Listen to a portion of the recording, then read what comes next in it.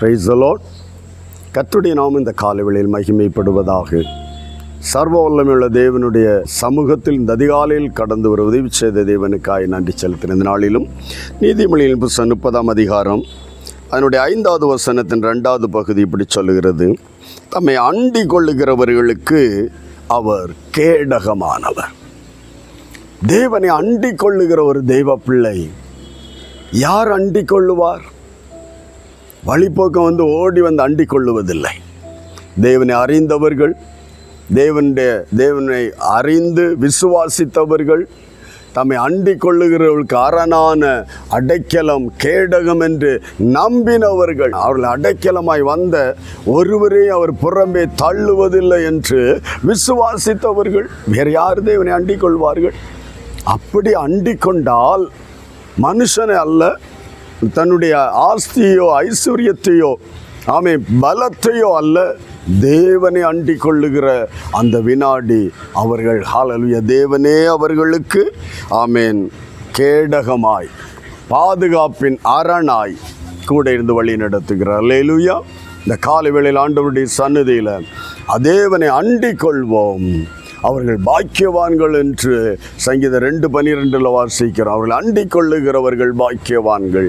ஆகவே இந்த இடத்துல வேதம் சொல்லுகிறது, அவர்களை அண்டி கொள்ளுகிறவர்களுக்கு அவர் கேடகமாயிருக்கிறார். அல்லேலூயா. ஆமென். தேவனை அண்டி கொள்வோம். பாதுகாப்பு முக்கியத்துவம். கேடகம் என்பது பாதுகாப்பின் வளையும். அவரை அண்டி கொண்டால் அந்த பாதுகாப்பு நமக்கு கிடைக்கிறது. ஆகவே எந்த சூழ்நிலையிலும் மனிதனை அல்ல, தேவனை நம்பி, தேவ வசன நம்பி அவரை அண்டி கொள்ளுவோம். அவரே நமக்கு கேடகமாய், அவரே நமக்கு பாதுகாப்பின் அரணாய் நம்மை பாதுகாத்து நம்மை விடுவிக்கிற ஒரு பரலோக தகப்பன் அவர். அல்லேலூயா.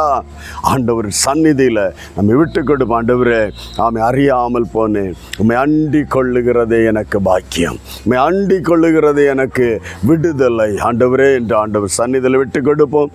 ஒரு வார்த்தை செபிக்க. நல்ல தகப்பனே, இயேசுவின் நாமத்தில் இந்த அதிகாலையிலுமே நோக்கி பார்த்து செபிக்கிற விசேஷமாய் என் அன்பு தகப்பனே, உம்மை அண்டி கொண்டால் நீரே கேடகமாயிருக்கிறீர் என்று பாதுகாப்பின் அரணாயிருக்கிறீர். அப்பா, இந்த நாளிலும் ஆண்டவர் எந்த ஒரு தேவ பிள்ளையும் உம்மை விசுவாசித்து உம்முடைய வசனத்தை நம்பி உம்மை தேடி உம்மை அண்டி கொள்ளுகிற, உம்முடைய சமூகத்தில் நெருங்கி வருகிற ஒரு தெய்வ பிள்ளையாய் எல்லா தெய்வ பிள்ளைகளும் மாறணும் ஆண்டவரே. ஹல்லேலூயா.